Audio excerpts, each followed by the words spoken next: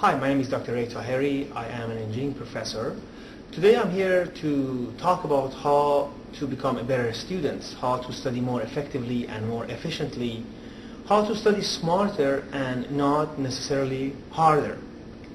Allow me to start with asking these fundamental questions. Why are we here? To answer this question in a broader view and more wholesome, why we are here in this world, in this universe, I guess the answer is embedded in these 4 L's. We are here to live, to learn, to love, and to leave the legacy. I'm not going to talk about last two, most probably I'm not qualified. I would like to talk about these first two, and especially the learning part. Every single of us, we have a job. I'm a professor. That's my job, to come and teach and try to answer questions as much as I can. People are in coordination, administration, and other sections. They have their own job, and you are students. Although it seems like the fact that you don't have a job, and if someone asks you what is your job, you will say, I don't have a job, I'm a student only. But I believe you have to understand that you do have a job. You are professional students. You are not making any money, and as a matter of fact, you spend money to get education, but you are making an investment. You're investing your time, your energy, your youthfulness in something very valuable. It's called your future. So you have a professional job, and you have to act professionally. Later on, I will talk about a very important technique, very successful technique to learn new materials called SQ3R, and this was invented by, I believe, Dr. Pleasant Robinson, 1946, and it's been proven that it's a very effective technique for learning materials. I would like to introduce a very simple routine that I personally incorporated in my studies, and I always recommend to my students. I call it BDA. B stands for before class, D stands for during the class, and A stands for after the class. So, before the class, the first thing you should do, which is very beneficial, is to try to review the previous lectures. Very often, and almost all of the occasions in engineering, and I'm sure in other disciplines the same thing would be quite true, that the new lecture, it lies on the top of the previous lecture. It's like a domino effect. A chain of concept has been introduced to you. So you have to be able to comprehend previous lecture in order to completely understand the present or future lectures. It would be very beneficial if you go through your previous notes and see what are the problems that you have, perhaps try to answer your question, try to clear those ambiguous areas. That's number one. And then try to make this effort to do a quick review, skimming, scanning, browsing through the new materials. Most probably your professor has already told you this is going to be next day lectures or future lectures. You have the syllables, you have the outlines. You know what you will be taught today. So 20 minutes is sufficient enough to go through the new materials and try to identify important headlines and topics. That's very easy. You go to a chapter and you see, well, in this particular section, there are 15 pages of formulas and graphs and charts, and there are lots of materials embedded there. This is the important part, and then perhaps there is another section is only 3 paragraphs, so you know that this is not as important. Try to identify important headlines, and then try to underline those vague areas. Why this chart is like this? Why this line end up here? Why this graph is coming down and goes up in that particular range? Try to identify what are the parts that you don't understand. And then, more importantly, try to write questions. Write as many as questions as possible. This is very helpful because these questions either will be addressed by your professor, which clear the points, or these are the points that you need to ask questions from your professor. When the professor is hinting about that question, you know that, this is my problem. You pay more attention. During the class, number one, of course, is try to attend. I mean, I don't think there are many reasons that for that students should not attend the class. It should be extremely, either God forbid you're extremely unhealthy or sick, or there is something like as a priority as life and death that you have to go and do. Otherwise, there would be no reason for not attending the class. It's very crucial for students to participate in every single class. Try to find the right seat, right spot. Do we have a right seat or is it a wrong seat? Of course we do have a right seat. And which seat is the right seat? Well, it depends on many elements, many parameters. Depends on yourself, your vision, your hearing ability, depends on the nature of the lecture, the dynamic of the lecture, depends on your professor, depends on the room setup. But try to find a spot, a chair, a seat that you can really correlate to the lecture, to the board, to the screen. You can hear your professor clearly, you can see everything, and you can be heard properly too. Number 3 is paying attention. It's very important you pay attention. When you are attending the class, try to pay complete attention. Professors need your undivided attention. Try to eliminate all the elements of distraction. What are those elements? Talking to others. Avoid talking to others over no reason. Cell phone. That's one of the things that I don't understand why students need to even talk on cell phone or check their cell phones. If for any reason you are expecting extremely important call, just put it in the vibration mode.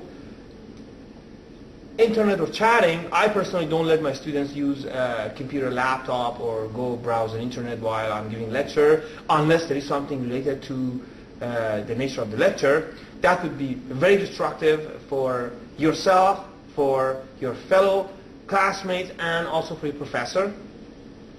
Don't play around. Sometimes I know that it's hard to concentrate, and statistically after 15 minutes that human attention is going to be decreased, but try to keep yourself always in complete attention during that 50 minutes of lecture.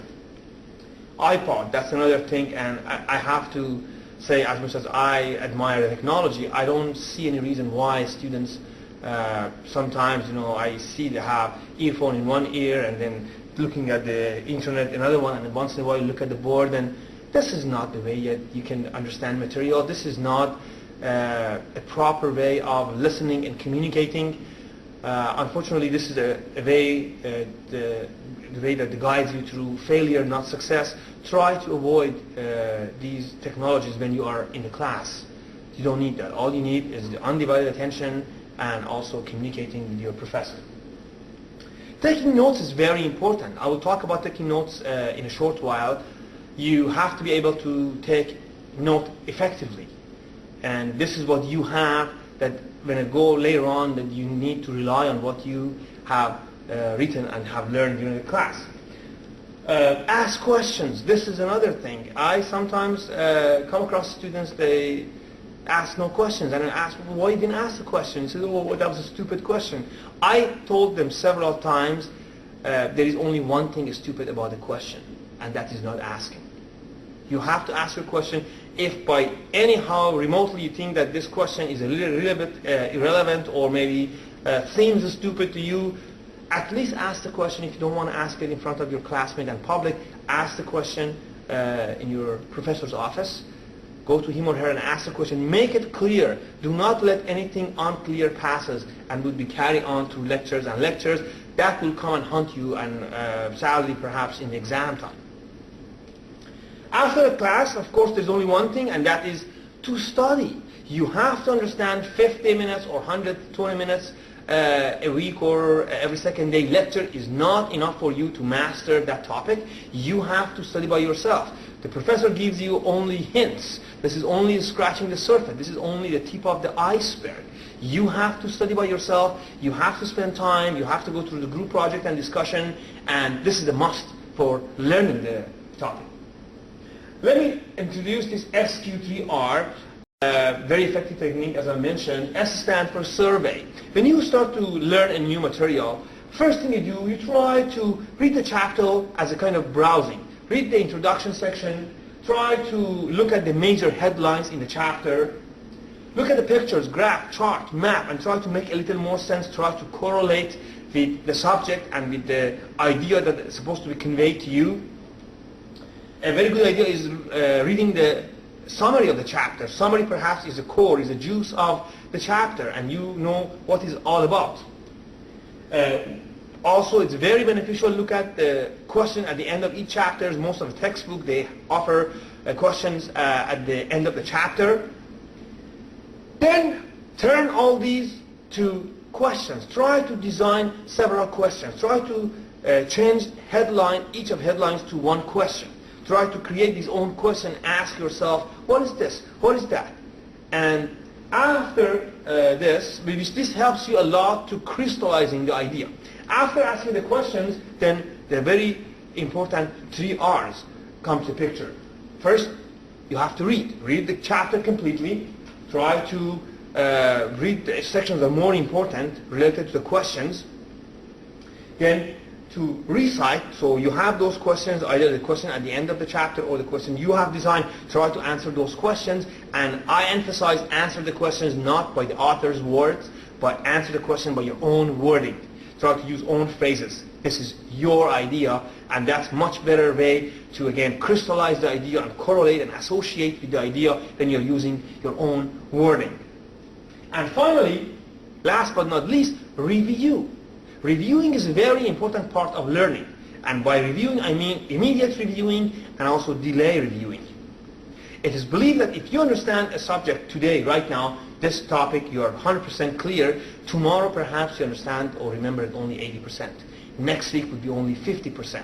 So as a result, it is very important to implement reviewing process. And of course, this increases the amount of material that you have retained, and you should do that in a very periodic way. So again, let me recap. First, you have to survey, look for the titles, for summary, for introduction, pictures, headlines, charts. Then you design the questions that you have based on what you have read in the first section, just browsing you did. Then you read the sections that are important for those questions. Then you find the answer the question by your own wording. And finally, you have to conduct a complete review. And that makes you to retain the material. Now, taking notes, as I mentioned, is very important. Now, how do we take note effectively? Number one, take notes in a way that you understand it. This is your note. You have to be able to understand these notes when you leave the class, when at evening when you are trying to review it. You have to understand it. If you make a note that you don't understand, that note is not a very good note. And make sure again you understand, your note is your note. Perhaps maybe your note does not make any sense to me. That's okay, because I'm not supposed to read your note. Your note is for yourself. Pay attention to key points, words, phrases that your professor is using. I personally, when I'm teaching somebody important, I turn back to my student and I tell them, this is going to be important. Most probably this will be in your exam. And this gives you a hint.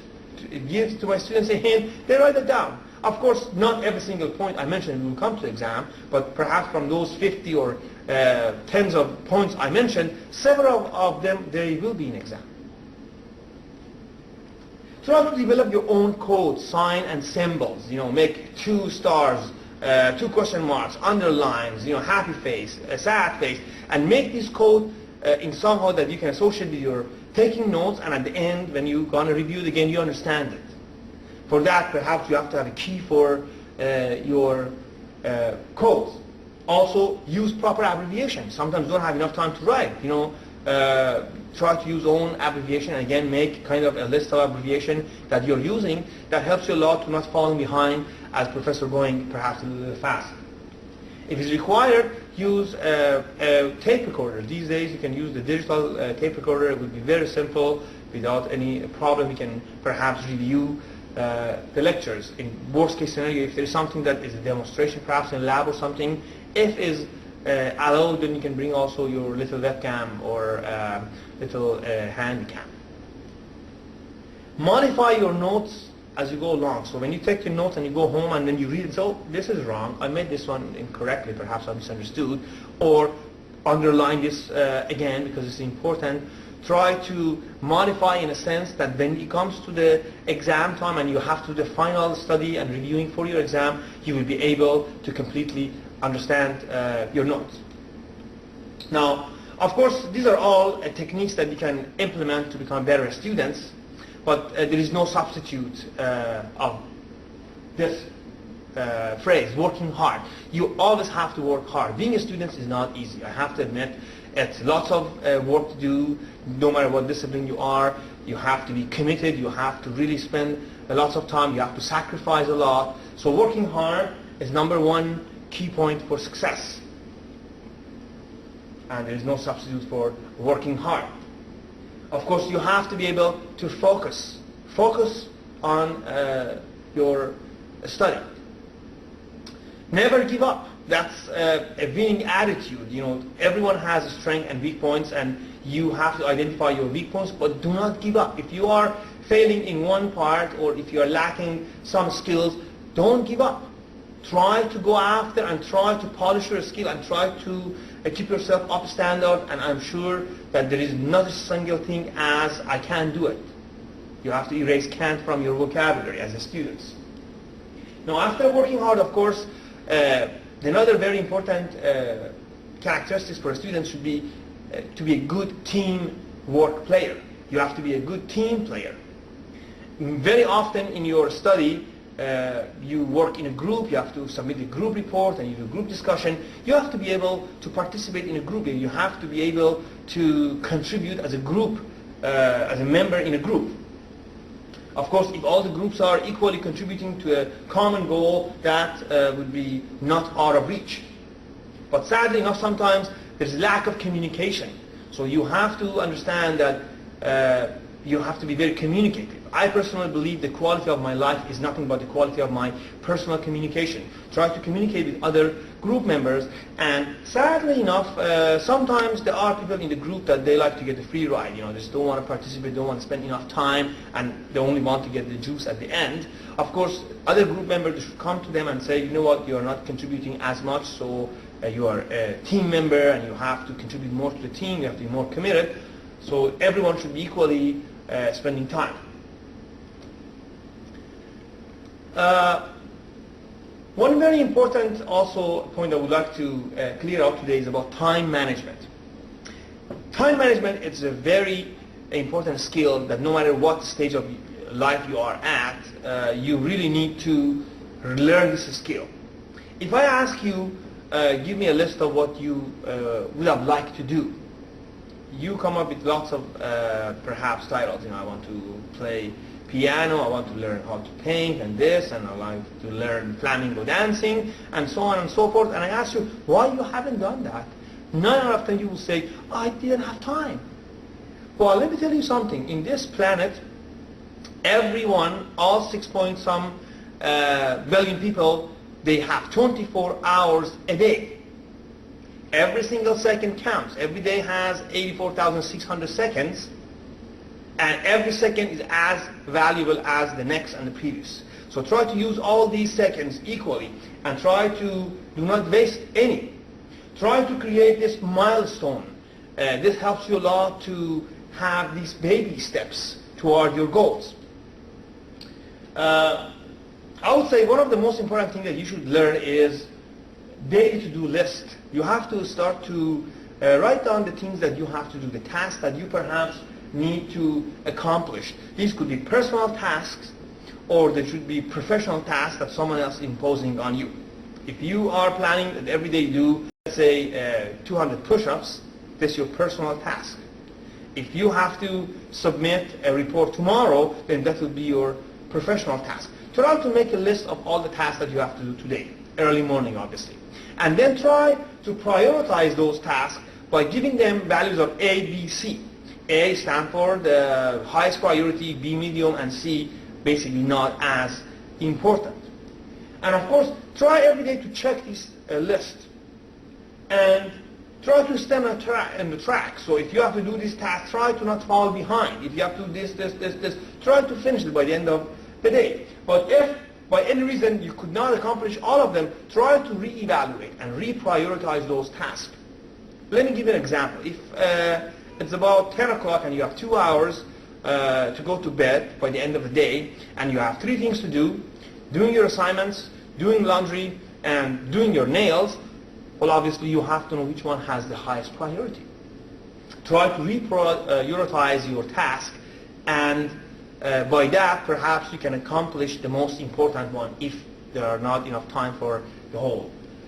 And of course, it's very important to find out what are the slots that you are using, what are those gaps that you are not using, what are the time wasters. It's very important. Sometimes you stay half an hour next to a water cooler, or spend an hour talk to a friend over no reason, check your unrequired email for a couple of hours. These are all the items that we call it time wasters.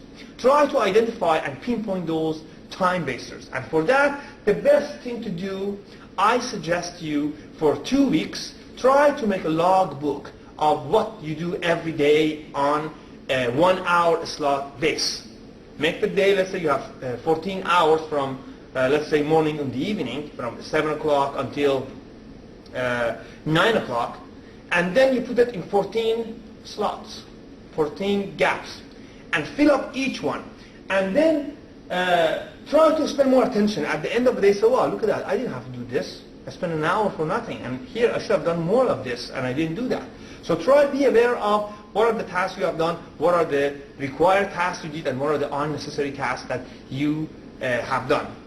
And of course, be aware of the time that you are more effective, and be aware of the time that you are not effective. For example, some people after lunch for a couple of hours, they can't do nothing. So if this is the case, try to do those tasks with the priority of B or C, because you're not effective anyway. But if you're very effective early morning or a little later on in the evening, then try to do those tasks that they are having their priority of A, they're more important. So try to identify what part of the day, what time of the day you are more effective, or what time you are less effective. One of the most important things that you have to learn is, again, organizing time. But one thing you have to really pay attention is, sometimes, although we try to organize it, but there is this urge inside us that we don't want to do the task. And what that's called procrastinating. So we always postpone it to tomorrow, but this tomorrow never comes. I think procrastination is #1 thief of achievements. It's #1 barrier for people that who have the desire, perhaps they can achieve a lot, but they won't because of this reason. Procrastination is when you don't do things that you should do today, and of course things are adding to each others, and then you become in a point that is impossible, humanly impossible to accomplish that. So things, when they add up, they become monstrous, gigantic, and that's why it's a time that fear would overcome on you. So never postpone things that you should do today to tomorrow. Now, as I said again, procrastination is a thief of achievements, and tomorrow never comes, and those who wants to really be successful, do whatever they have to do today. So I have this kind of like a funny picture. It says the objects in the mirror, they appear further than the actual distance. And I would say the same thing about the due dates are closer than what you expect. So if you think September 15 is too far, no, it's about 2 weeks from now. And October is not coming next year. It's going to be a couple of months from now. That's why you think deadlines are, oh, too far. I have to do it next week. Oh, come on, next week, 144 hours. But no, next week is going to come. Time flies. So don't underestimate the fact that you don't have much time. So why do really we procrastinate? That's a very fundamental question, and I came up with some of the main reasons that people perhaps to get trapped in the swamp of procrastination. First is because of the stress and anxiety. Perhaps they often feel too overwhelmed, too excited, or sometimes too fearful of the task that they have to do. Sometimes they have difficulty to concentrate, and some of them basically because of their personality, or sometimes because of the environment. So if you can eliminate those distracting elements, that would be very helpful to start things. Negative beliefs and thoughts. Sometimes you would say, oh, I am inadequate for this task, I don't have enough skills, I lack knowledge for doing this.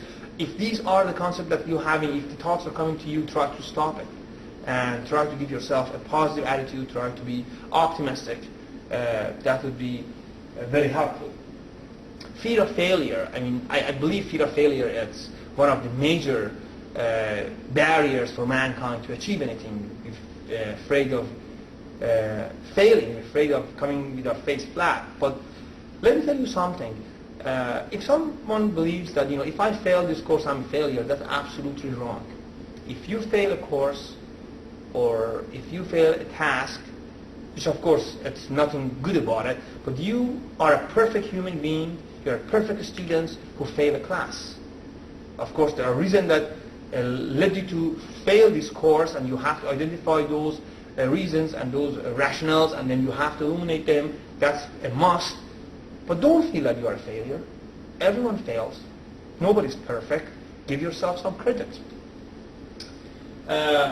Sometimes you are assigned to do some boring task. This is also very important. If you're working in a group project, try to pick something that you have passion for. If you're good in writing, say, oh, I'm going to write the report. If you're good in doing research on the internet, say, I do the literature review.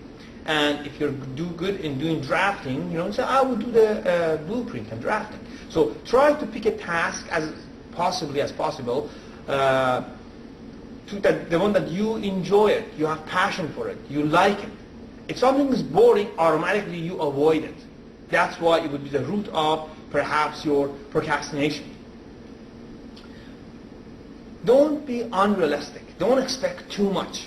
If you expect that before I write something about this topic, I have to read every single page is written in this area, you will be an old man or woman by the time that you start to write something. That's impossible. If you expect to be always A+ students, oh, I was good in high school, I was always A+. Well, that was the case in high school. The university is different. Not that you cannot accomplish that, but don't expect too much and don't be unrealistic. If you also make a plan or you make a milestone, don't be unrealistic. Don't say, I can't do it until I do tomorrow, I'm going to be done. But no, tomorrow it's too close, too early. You cannot do that. Try to be realistic. I need about a month for that. Don't make it a week, because you're going to fail, and then that itself causes the next stage, procrastination. Poor time management. Obviously, we talked about that. If you are not managing your time properly, obviously you will get trapped in procrastination. And finally, sometimes you are preoccupied with other feeling, emotion, and thoughts, something personal bothering you. And sometimes, as much as these are inevitable, try to avoid them if it's possible. Try to disintegrate from those thoughts, because you have to know that why you are here. You're here for studying. And that's your job. That's the first priority in your life. Now, how to beat the beast of procrastination? Again, I came up with some list. So break down a big, huge task to smaller task. Itself, it looks impossible. I have to design this thing so complicated. I can't do it. But let's try to break it down to 3 steps. Let's just say, okay, I want to do brainstorming about that for a few days. And then say, I want to write down about what I was thinking. And then, of course, say, I organize my writing. Okay, then I have something documented already. Let's do perhaps drafting, talking about engineering, perhaps. That's what I know mostly. And then you go after buying the required components and elements, and then get them together. So you can see the huge thing was impossible to do, but you break it down to smaller tasks, and each one is accomplishable, achievable. Then you do those small, and then get together, and then the project is going to be done.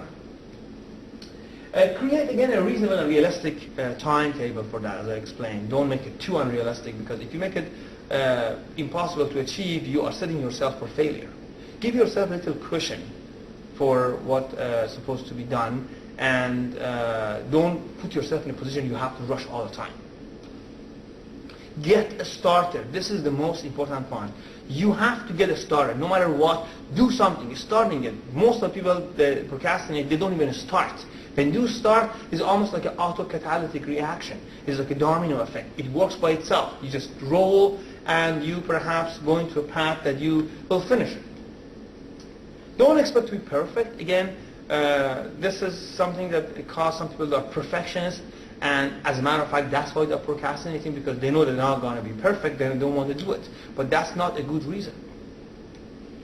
Try to create a routine. That routine prompts you to do something about that task. Let's say I go to library every second day between these times, and I will work on my task. If I do it for long enough, for a few days or a week, then it gets to my habit.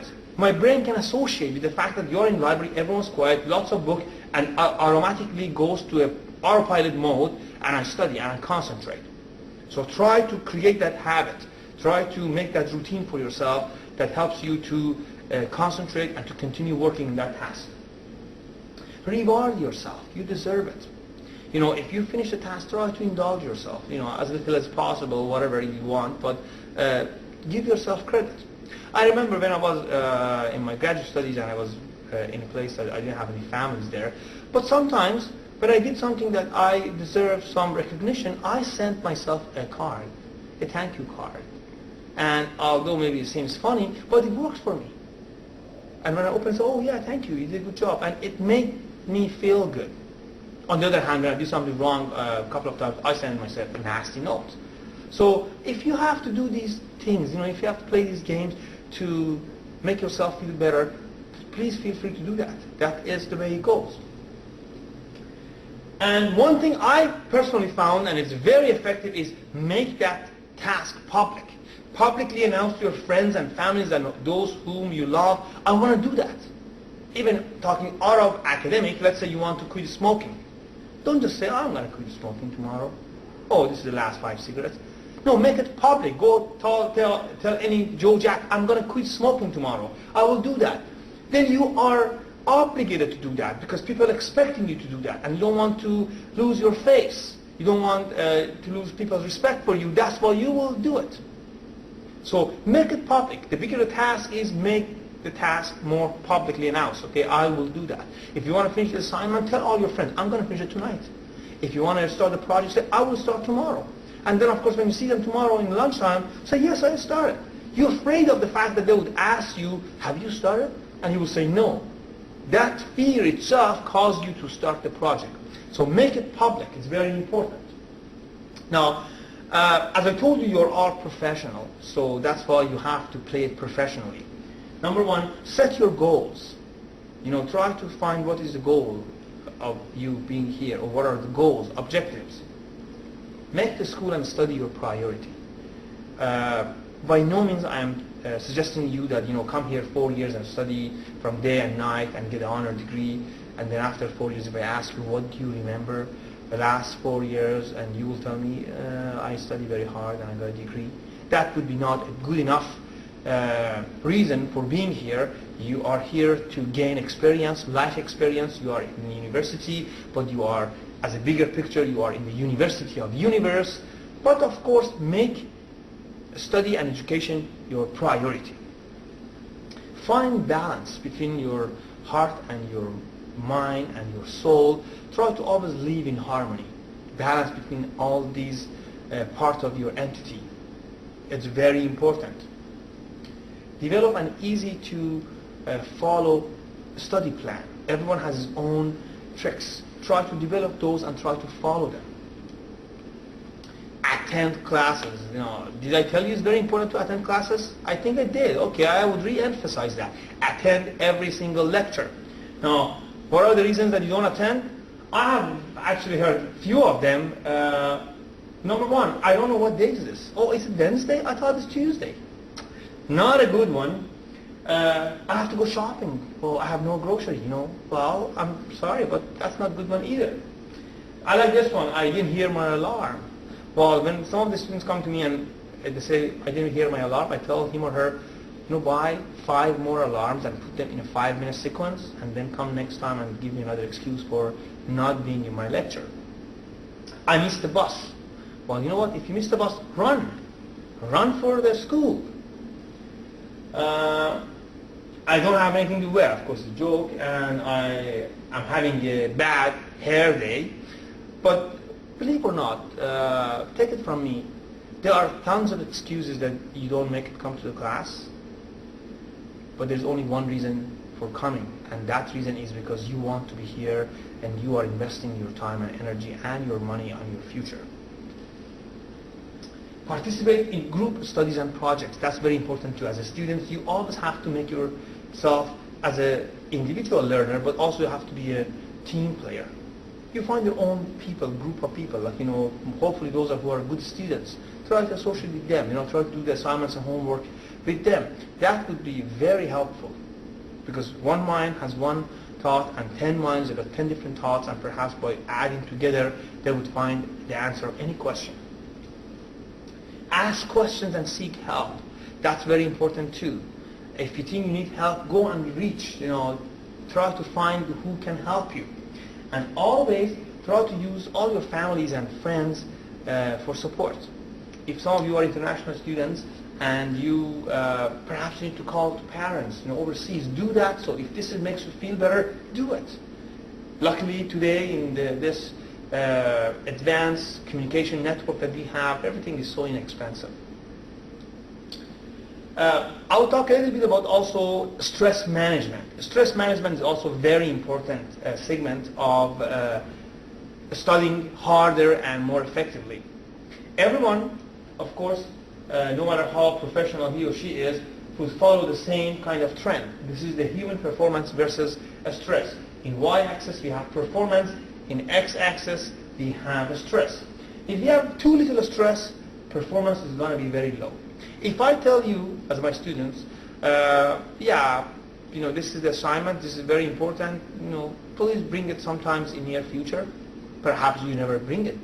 If I tell you everything has to be done by 8 o'clock next Monday, then I put that extra stress on you, then you will go and do the assignments. Sometimes stress is for success. And as you can see, this chart has a peak at the max there. After that, then of course the performance reduces. This is due to the fact that you go to the stage that you are overwhelmed, you are exhausted, you are fatigued, and so on. This maybe is a little bit of a better chart here. Again, performance versus stress. You have a kind of like a linear until a point, then it goes to a curve. Everyone has something that's called a comfort zone. This green strap is called comfort zone. You have to identify where and what is your comfort zone, in how much stress you can manage. And of course, after that, you go to fatigue, and you go exhaustion, and ill health, and nervous breakdown. So you never want to pass this stage. But one thing you have to realize is that if you learn some stress management techniques, not only you can take more stress, you can shift your comfort zone or the right side of the chart, means you can function in higher stress level, but also your performance increases. So it's very good to learn about stress management techniques. We have good stress and we have bad stress or distress. I perhaps one of these days give another talk about an hour long about how to effectively can cope your stress. But just to pinpoint, of course, this is not going to be one of the methods, punching someone's face, perhaps. That would be the last stress release technique I suggest. But sports, number one, sport, no matter what kind of sport you're doing, it's very effective. When you do something physical, when your heartbeat increases to about 100 beat per minute, when you're sweating, the adrenaline rush, the whole thing causes you to become in a better stress level. Socializing is important. Some people, they love to socialize. When they socialize, they feel more relaxed. There are other very well-defined techniques like yoga, tai chi, TM, Reiki, and so on. So I guess if someone is interested, you can go to that specific meditation way. Art is also very important. Art, music, even you playing or you listening, which I talk later, or any kind of arts, it kind of soothes your mind, and that puts you in a trance mode, which the stress is very low. Very important, again, music. If you like kind of music, sometimes you have to use it in a right way to de-stress yourself and not to get to a point you are distressed. And don't forget, take it from me, always have fun. Having fun is very important. Try to enjoy your time. You know, it's good to have a little laughter here and there. No matter what is the problem, don't get too panicked. You know, it's not as bad as it seems like. And if you think it is the end of the world, I promise you there will be something worse than that. Imagine that you are, you know, in the middle of the water ocean with a small canoe and the huge shark is following you. So it could be as bad as that. Try to enjoy it, even though it hurts sometimes. You know, just even in sport or in other tasks, you know, it's okay. Just get dirty. You know, have your feet wet. Yeah, it's a funny one. Try to always expect unexpected. And even sometimes you expecting unexpected and you try to dodge it, but still you get the hardest hit.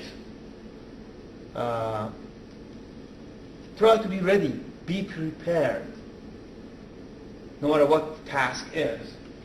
Don't feel lonely. Don't feel that you are the only one.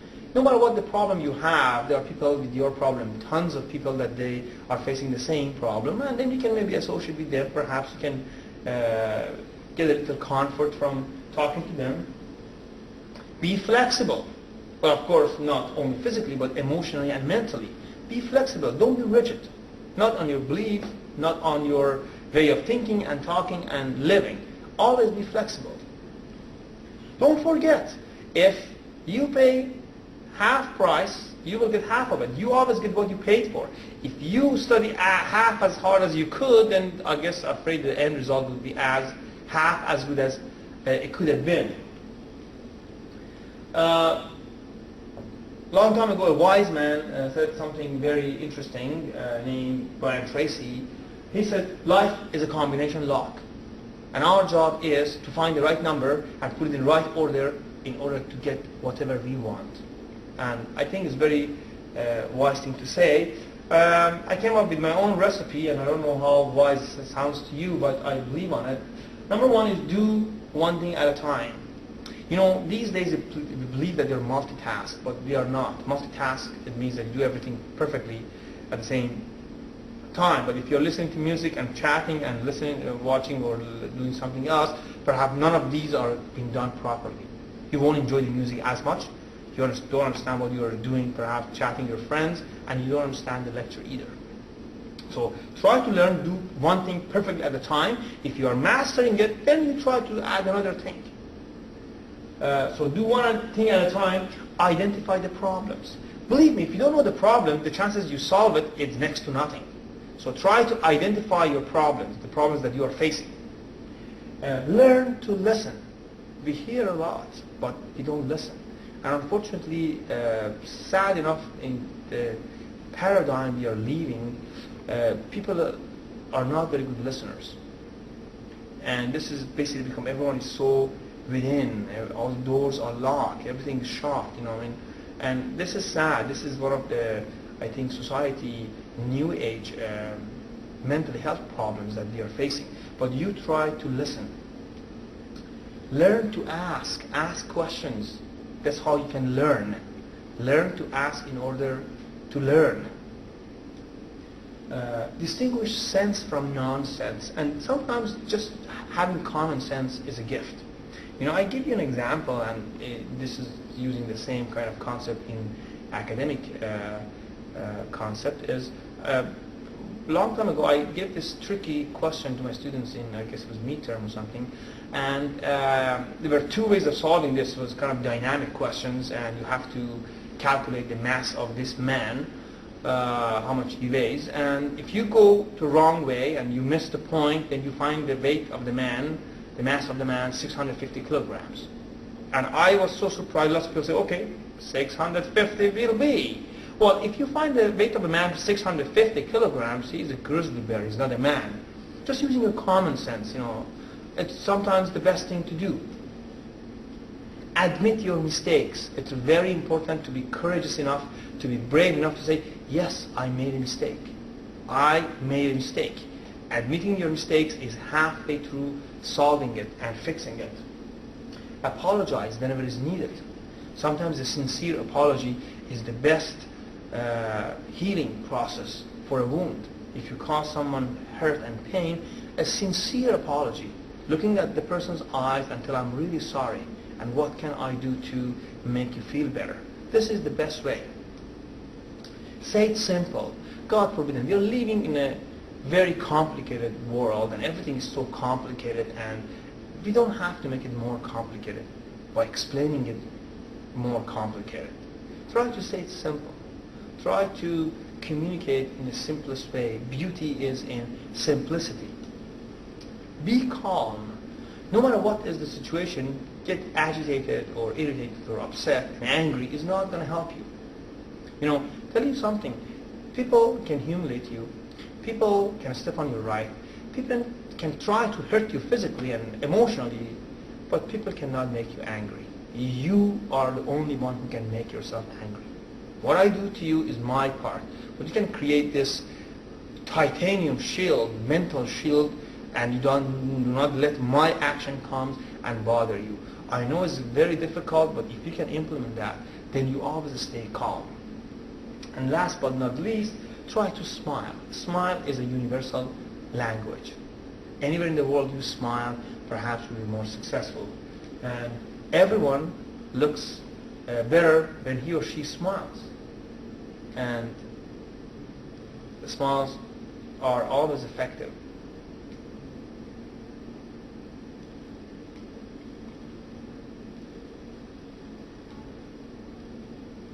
Some of them are really cute. Anyway, these are my emails, and if any of you have any comment about this videotape, I would be more than happy to discuss and communicate that with you. Thank you very much, and I sincerely hope that this video clip helps you to a little bit to understand yourself and to be a more successful student. Thank you very much, and have a wonderful day.